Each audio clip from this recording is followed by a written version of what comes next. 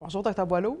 Bonjour. Alors, vous êtes en toute fin de votre mandat à la tête de la santé publique comme directeur national de la santé publique. Qu'est-ce qui vous rend le plus fier?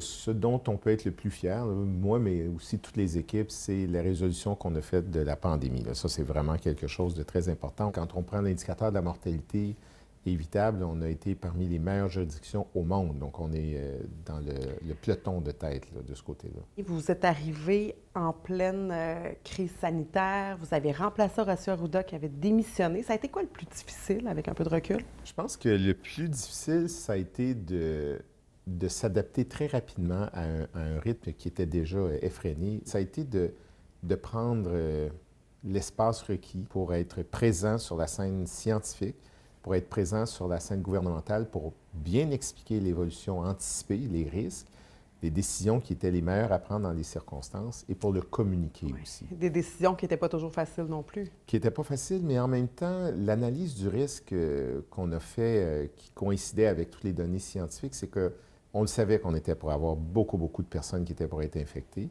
mais nous étions pour prendre le dessus avec la vaccination qui s'accentuait. En même temps, il y avait des contraintes qui étaient mises. Le couvre-feu, quand je suis arrivé, on avait un couvre-feu, les écoles étaient fermées. Alors, parmi mes premières recommandations, ça a été de lever le couvre-feu, d'inviter les enfants à revenir en classe. J'ai eu l'impression que vous avez un mandat aussi où vous avez été sous la loupe des médias notamment.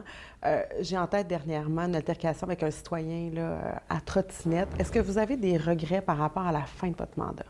Cet événement-là est un événement triste pour moi, bien sûr, parce que ça s'est passé dans un contexte très bouleversant pour moi, puis j'ai été, je pense, mal pris dans cela. Alors oui, bien sûr, je regrette cet événement-là, mais ce n'est pas une touche qui a caractérisé mon mandat. Vous m'avez dit, je m'en vais pas vers la retraite. Qu'est-ce qui vous attend pour la suite? Bien, je ne sais pas encore exactement comment je vais contribuer, mais moi, je suis un médecin spécialiste de santé publique, puis je pense que je vais retourner à la pratique médicale de santé publique. Il y a beaucoup de dossiers sur lesquels on peut s'intéresser.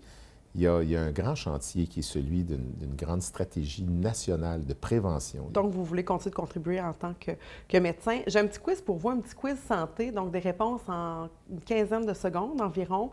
Jusqu'à quel point ce qui se passe aux États-Unis du côté de la santé, ça représente une menace chez nous au Québec ou encore au Canada?